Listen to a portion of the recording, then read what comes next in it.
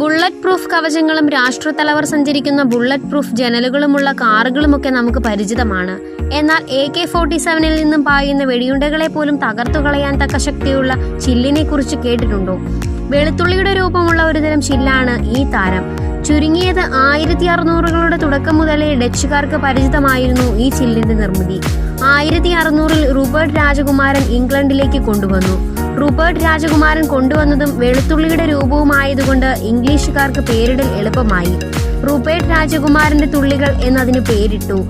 ബെദാവിയൻ കണ്ണീർ എന്നും ഇതിനു പേരുണ്ട്. എങ്ങനെയാണ് ഇത്രയും ബലമുള്ള ഒരു നിർമ്മിതി ചില്ലുകൊണ്ടുണ്ടാകുന്നതെന്ന് അറിയണോ? ഒരു കഷ്ണം ചില്ലെടുത്ത് നന്നായി ഉരുക്കിയെടുത്ത് അതിന്റെ ഒരു തുള്ളി തണുത്ത വെള്ളത്തിലേക്ക് ഇറ്റിക്കുക. ഗുരുത്വാകർഷണത്താൽ താഴേക്ക് പോകുന്നതിനൊപ്പം വെള്ളത്തിന്റെ തണുപ്പ് അതിനെ വീണ്ടും ഖരാവസ്ഥയിൽ എത്തിക്കും. ഉരുണ്ടു നീണ്ട തലയും നേർത്തു നീണ്ട വാലുമായി ഒരു റൂപ്പർട്ട് തുള്ളി ഉണ്ടാവുകയായി അവിടെ. വെള്ളത്തിലേക്ക് വീണ തുള്ളിയുടെ വലിപ്പം എത്ര ഉയരത്തിൽ നിന്ന് എങ്ങനെ വീണു എന്നതിനെയൊക്കെ അനുസരിച്ചിരിക്കും റൂപ്പർട്ട് തുള്ളിയുടെ തലയുടെ വലിപ്പം, വാലിന്റെ നീളം, അതിന്റെ വളവ് എന്നിവ. ഈ ചില്ലുതുള്ളിയുടെ തലയും വാലുമൊക്കെ എവിടെയാണെന്നോർത്ത് അമ്പരക്കേണ്ട. 1662-ൽ പ്രസിദ്ധീകരിച്ച ദി ആർട്ട് ഓഫ് ഗ്ലാസ് എന്ന പുസ്തകത്തിൽ തലയും കഴുത്തും വാലുമൊക്കെ കൃത്യമായി കൊടുത്തിട്ടുണ്ട്. ഏതൊരു സർവശക്തനും ഒരു ദൗർബല്യം ഉണ്ടാകുമെന്ന് പറയും പോലെ റൂപ്പർട്ട് തുള്ളിക്കുമുണ്ട് ഒരു ദൗർബല്യം. അതിന്റെ വാലിന്റെ അറ്റം ഒന്ന് അമർത്തി വിള്ളൽ വരുത്തിയാൽ തുള്ളി ഒന്നടങ്കം പൊട്ടിച്ചിതറി ചില്ലു പൊടിപൊടിയായി മാറും. ഒരു പ്രത്യേക രീതിയിലാണ് ഉരുകിയ ചില്ല് ദ്രാവകാവസ്ഥയിൽ നിന്നും ഖരാവസ്ഥയിലേക്ക് എത്തുന്നത്.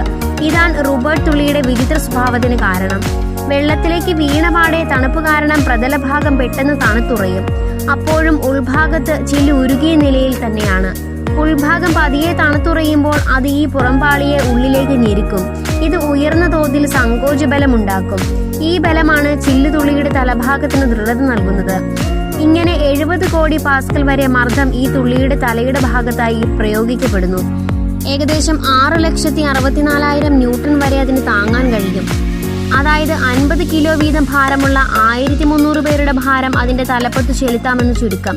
വാലിലേക്ക് നീളുന്ന ഭാഗത്താവട്ടെ സങ്കോചബലത്തിന് പകരം ഉണ്ടാവുന്നത് വലിയൽ ബലമാണ്. ഇതുപോലുള്ള പുതിയ വീഡിയോകൾക്കായി നമ്മുടെ ചാനൽ സബ്സ്ക്രൈബ് ചെയ്യണേ.